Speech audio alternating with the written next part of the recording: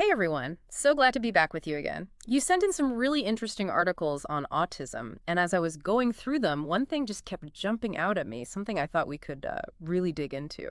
Oh, what's that? Black and white thinking. It seemed like, well, every article touched on it in some way. That's a great topic to explore. I thought so too. I especially loved the article titled The Shades of Gray, Understanding Autism and the Dangers of Black and White Thinking. Yeah, that's a really insightful one. So maybe before we go any further, can you give us like a working definition of what exactly black and white thinking is? Yeah, sure. Black and white thinking, it's basically a way of thinking where you see things in absolutes, like Mm. right or wrong, good or bad, not a lot of middle ground. So kind of like you're either a success or a failure. No in between. Perfect example.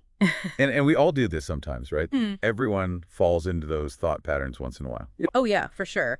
But from what I was reading, it seems like it's much more common in people with autism and it can have a bigger impact on their lives. Exactly. So why is that? What makes black and white thinking more prevalent in people with autism?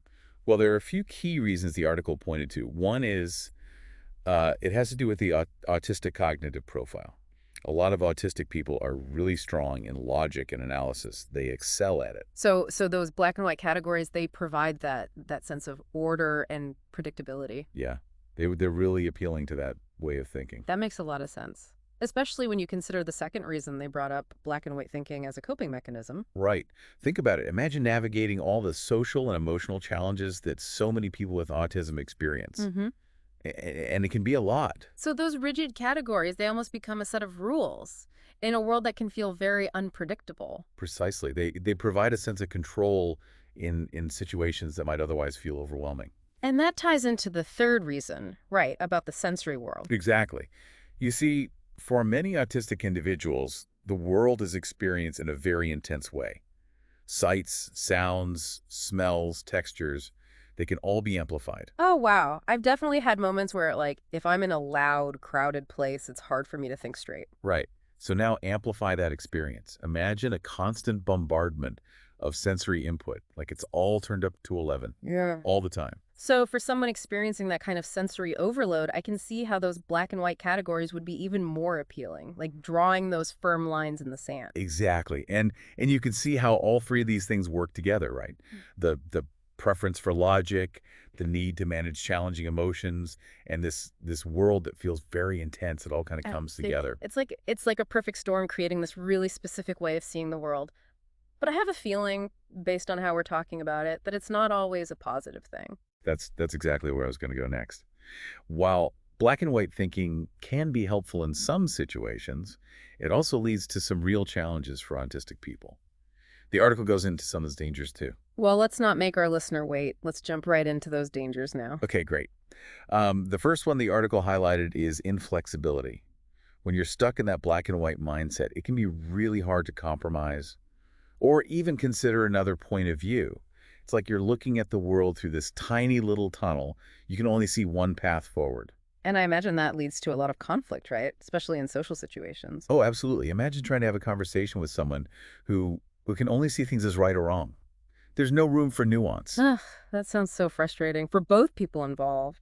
You know, it reminds me of this coworker I had. We were working on a project together and we just had totally different ideas about how to approach it. Yeah. It was like no matter how much I tried to explain my perspective, he just wouldn't budge, like completely locked into his way of thinking. Yeah, that sounds tough. And that kind of dynamic, that inflexibility, it can play out in all areas of life, personal relationships, work, Mm-hmm. even just navigating daily routines. It sounds like it can create a lot of tension and maybe even some misunderstandings, which actually leads us perfectly into the second danger the article talked about, emotional dysregulation. Yes, because you see, black and white thinking, it makes emotions more intense. Oh, how so? Well, it's harder to deal with uncertainty or things not going according to plan. Like if something doesn't fit neatly into that good category, it automatically gets thrown into the bad category. And the emotional response is just bigger, more extreme. Exactly. Instead of seeing shades of gray, it's like the world is in technicolor. Wow. Yeah, I get that. Everything is either intensely good or intensely bad. No in between. Right. And so even small setbacks, they can feel like these huge failures, like the end of the world. Oh, man, I can totally relate to that. I remember when I was younger and I had this very specific idea in my head of how my career path should go. Mm. And when things didn't go exactly according to that plan, I kind of freaked out. It felt like my whole world was falling apart. That's really common, though. Mm. It just highlights how this kind of thinking can make it so hard to manage your emotions, Mm-hmm. especially when things don't go as planned. So we've got inflexibility, we've got emotional dysregulation. What was that third danger? Social isolation. Oh, right. And that makes sense, especially when you consider how those first two dangers, the inflexibility and the emotional dysregulation, might show up in social situations. It can make it really hard to connect with others, because if you're stuck in that rigid black and white worldview, well, you might come across as judgmental or uncompromising. It's like pushing people away without even realizing it. Right. And the article actually talked about this idea of a vicious cycle where black and white thinking might start as a way to cope with social anxiety, Okay, yeah. but then it ends up creating more social challenges, Yeah. which then reinforces that anxiety. It's like a self-fulfilling prophecy. Exactly. And that's why, recognizing those potential dangers is so important. And then finding ways to cultivate more flexibility. Because at the end of the day, connection, it's a fundamental human need. We all need it. I totally agree. But I also imagine that hearing all this about the downsides of black and white thinking could feel kind of overwhelming for our listener, especially if they're starting to recognize some of these patterns in themselves. Oh, for sure. And, we're not trying to say that this way of thinking is bad. It's not about labeling it. It's about understanding it. Understanding how it can impact a person's life, both the good and the bad. Exactly. And thankfully, the article doesn't just, leave us hanging there.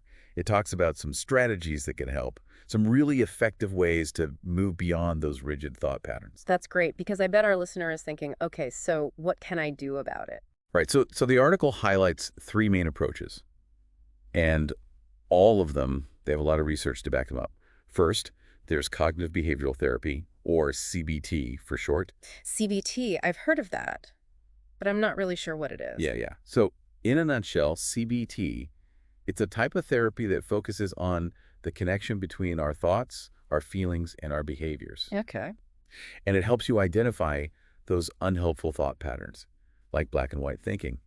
And then you develop strategies to actually change them. So instead of letting those black and white thoughts just run the show, you learn how to take back control. Yes. And one of the key techniques in CDT, it's called cognitive restructuring. It's basically like, putting those thoughts on trial. I like that. So you're like, okay, Mr. Black and White Thought, you claim I'm a failure, but let's look at the evidence. Exactly. And often, when you actually look at the evidence, you realize that there's a lot more gray area than you initially thought. So you start to see those shades of gray we were talking about earlier. Exactly. You challenge those absolutes. You make space for new ones. And along with cognitive restructuring, CBT also emphasizes behavioral activation. What's that? It's where you encourage people to engage in activities that align with their values, things that bring them joy. Oh, I like that. It's not just about changing your thoughts, it's about changing your actions too. Right. Yeah. Because it's easy to get stuck in a rut when you're in that black and white thinking mode. But behavioral activation, it helps you break free. Awesome. So that's CBT. What was the second approach? Mindfulness, which I'm personally a huge fan of. I hear that word everywhere these days, but I'm not totally clear on what it actually means. Yeah. Mindfulness is basically about paying attention to the present moment with curiosity and without judgment. Okay. So you notice your thoughts, your feelings, your sensations as they arise, but you don't get swept away by them. So you're not automatically believing every thought that pops into your head. Exactly. You're just observing it. I can see how that would be helpful for black and white thinking. It's like you're hitting the pause button on that judgment. Right. You create some space between your thoughts and your reactions. And the more you practice this, the better you get at tolerating ambiguity, uncertainty. So you're basically building up that flexibility muscle? Exactly. Yeah. All right, so we have CBT, which helps you challenge those black and white thoughts. We have mindfulness, which helps you create space and become more aware. Yeah. What do you think that third strategy might be? Well, we've talked about cognitive approaches. We've talked about mindfulness, maybe something to do with social skills. You got it. Social skills training. And this can be really helpful for autistic people who are, struggling with the social challenges we talked about. Because it gives them tools to navigate those situations more effectively. Right. It can involve learning how to how to read social cues, understand different perspectives, communicate more clearly. It's like learning a new language, the language of social interaction. That's a great way to put it. Yeah. And it's important to note that, this isn't about forcing people with autism to be more neurotypical. It's not about masking. Right, right. It's about giving them the skills to connect authentically Yeah, on their own terms. I like that. So we have these three powerful approaches, and like you said, they're all backed by research, but it's easy to get kind of lost in the theory. Uh-huh. What are some practical tips that people can start using, like today, to break free from those black and white patterns, to start seeing more of those shades of gray? Yeah, for sure. And, those strategies, they aren't just for autism. Mhm. They can help anyone who struggles with black and white thinking. That's a great point. I think we all get stuck in those rigid thought patterns sometimes. It's human. But it's also really empowering to know that there are things we can do about it. Like you said, there are practical steps we can take to cultivate more flexibility. So where do we begin? Well, I'd say awareness is always the first step. Start paying attention to those times when you're feeling really stuck or judgmental Mm. or inflexible. Okay, so notice when those black and white thoughts are popping up. Exactly. What's going on in your mind? Are Mhm. you using those absolute terms like always or never, everything or nothing? So it's like we become detectives of our own I thoughts. love that. And once you've identified those thoughts, you don't have to just accept them, right? You can ask yourself, is this really true? Is there another way to look at this? So instead of just blindly accepting those black and white judgments, we start to question them, challenge them. Exactly. And that's where reframing comes in. Like instead of saying, I'm a complete failure, maybe you shift to, okay, I made a mistake. But that doesn't mean I'm a failure as a person. Everyone makes mistakes. So it's about changing that harsh all or nothing language into something a little more balanced. Yes. And, challenging those negative thoughts is important. But don't forget to celebrate the positives too. What are your strengths? What are you grateful for? Sometimes it's so easy to focus on the negative, right? But yeah, focusing on the good can help shift your whole perspective. And that leads me to another point. Mm. Self-care. When we're stressed, tired, overwhelmed, those black and white thought patterns, they just love to creep in. It's like they thrive on that. Right. So make sure you're taking care of yourself. Get enough sleep. Eat nutritious foods. Move your body. Do things that bring you joy. All of that contributes to a more balanced mindset. This is where I have to remind myself to practice what I preach. It's so easy to let those self-care things slip when life gets busy. Oh, I know. Me too. Yeah. But they're so important. Mhm. And it's not just about individual strategies. Our social connections play a role too. That makes sense. Like if you're always around people who are very rigid in their thinking, that's going to make it harder to break free from those patterns yourself. Exactly. But if you surround yourself with people who are open-minded, supportive, encouraging well, then it becomes a lot easier to embrace those shades of gray. It's like you have a whole support system cheering you on, helping you to step outside those boxes. Yeah. I love that. And remember, change takes time. You're not going to be perfect at this overnight. There will be times when you slip back into those old ways of thinking. Totally. The important thing is to just notice it. Don't beat yourself up about it. Just gently guide yourself back to that more balanced perspective. It's a journey, not a destination. Right. Exactly. It's about progress, not perfection. And every time you challenge those black and white thoughts, you're actually rewiring your brain. You're creating lasting change. Wow, that's pretty amazing. Well, this has been such a helpful deep dive. I feel like I've learned so much about black and white thinking. Me too.